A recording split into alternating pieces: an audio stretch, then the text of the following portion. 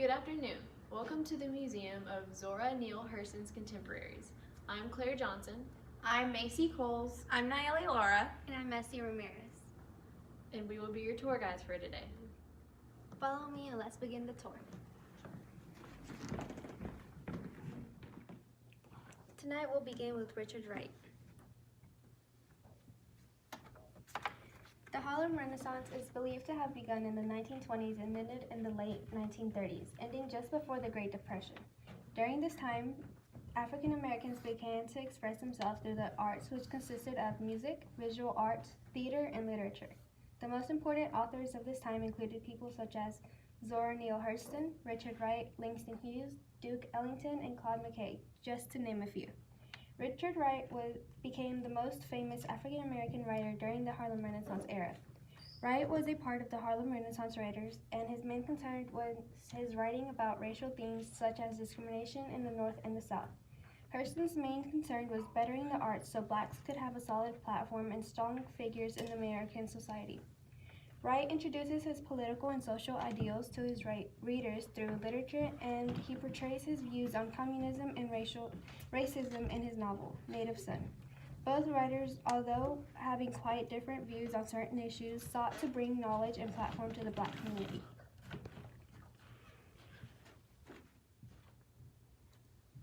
Let's head over to Claire and see what she has to say.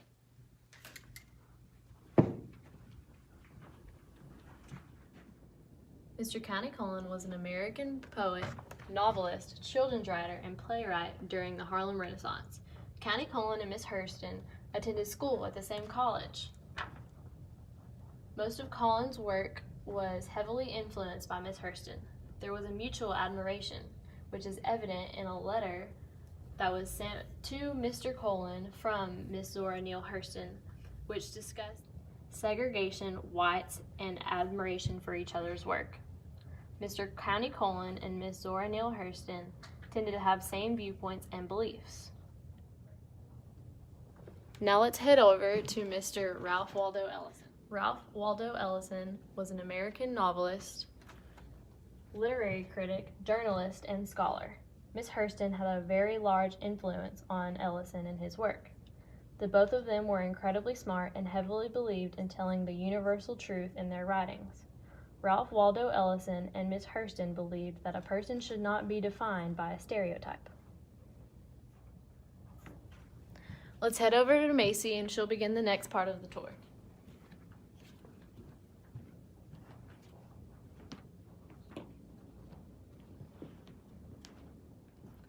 Alice Walker was a novelist, essayist, and a poet. She was very active in racial and women's rights. After learning about Zora Neale Hurston in a collegiate class, Alice Walker became interested with Hurston's work and set out to learn more.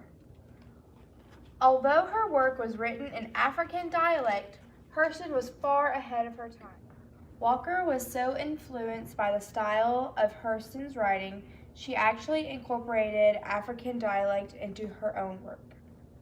Alice took a trip to Hurston's birthplace, and through many interviews, she found out that Hurston was actually buried in the Garden of Heavenly Rest in an unidentified lot.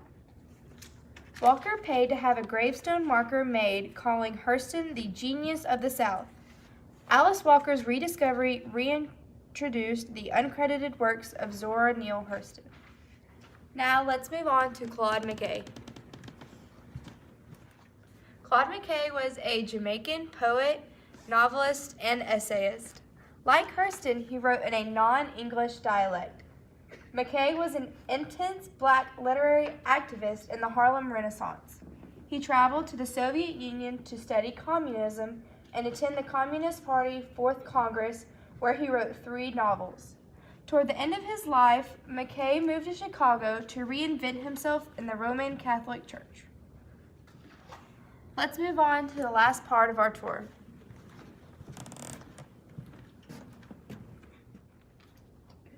Langston Hughes was known as a poet, a social activist, a novelist, a playwright, and a columnist.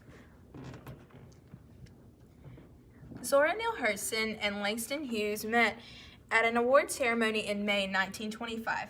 That is where their 5-year friendship would begin. After they met, they began writing many different works together. Many of these works would include the Tangsty Institute, The Fire, and their most famous work known as The Mealbone.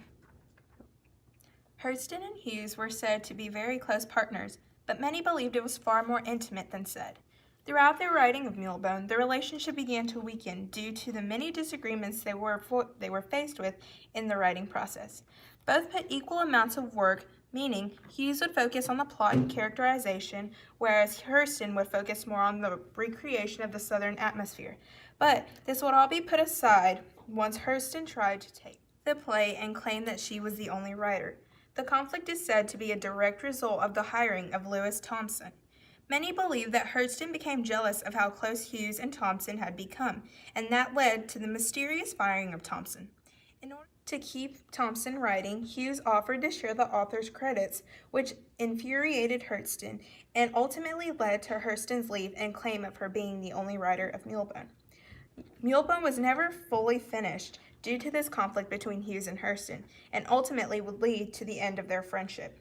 It was never fully proven what was the ultimate cause of the conflict. Was it really the credits, or was it far more intimate? A little bit more on the Harlem Renaissance would be that it was an intellectual, social, and artistic explosion that began in Harlem, New York City during the 1920s. Many African Americans used this as a platform in the American society.